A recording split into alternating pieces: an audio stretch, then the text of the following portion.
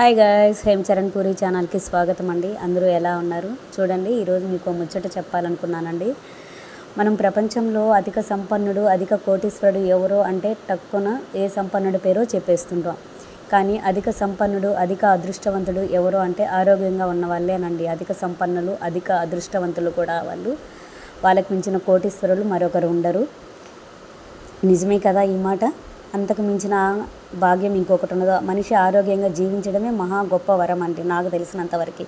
మీరేమనుకుంటున్నారు? మీరు ఈ విషయాన్ని నమ్ముతారా? నమ్మితే ఒక లైక్ చేయండి, షేర్ చేయండి, సబ్స్క్రైబ్ మాత్రం మర్చిపోవద్దండి. మీరేమనుకుంటున్నారు? కామెంట్ బాక్స్లో తెలియజేయండి. బాయ్.